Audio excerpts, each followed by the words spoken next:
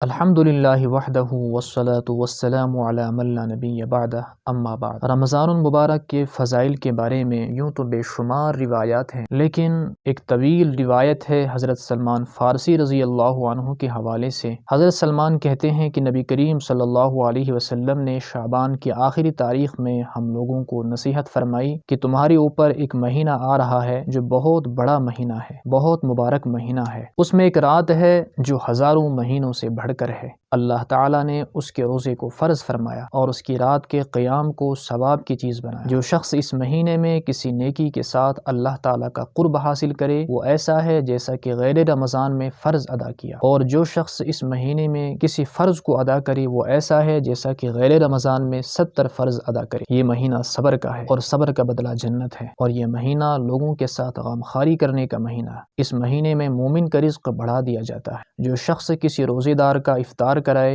اس کے لیے گناہوں کے معاف ہونے اور آگ سے نجات کا سبب ہوگا، اور روزے دار کے ثواب کی طرح اس کو بھی ثواب ہوگا، اس کے ثواب سے کچھ بھی کم نہیں کیا جائے گا۔ حضرات صحابہ نے عرض کیا کہ یا رسول اللہ، ہم میں سے ہر شخص تو اتنی طاقت نہیں رکھتا کہ روزے دار کو افطار کرائے۔ آپ نے فرمایا کہ یہ ثواب اللہ تعالیٰ ایک کھجور سے کوئی افطار کرا دے، یا ایک گھونٹ پانی پلا دے، یا ایک گھونٹ لسی پلا دے، اس پر بھی عطا فرماتے ہیں۔ ایسا مہینہ ہے کہ اس کا اول حصہ اللہ کی رحمت ہے، اور درمیانی حصہ مغفرت ہے، اور آخری حصہ آگ سے آزادی ہے۔ مزید آپ نے فرمایا جو شخص اس مہینے میں اپنے خادم سے ہلکا کرے، یعنی اپنے خادم سے بوجھ کو ہلکا کرے، اللہ تعالیٰ اس کی مغفرت فرماتے ہیں اور آگ سے اس کو نجات دیتے ہیں۔ مزید آپ نے فرمایا 4 چیزوں کی اس میں کثرت رکھا کرو، جن میں سے 2 چیزیں تو اللہ تعالیٰ کی رضا کے لیے ہیں، اور 2 چیزیں ایسی ہیں کہ جن سے تمہیں کوئی چارہ نہیں۔ پہلی وہ 2 چیزیں جن سے تم اپنے رب کو راضی کرو،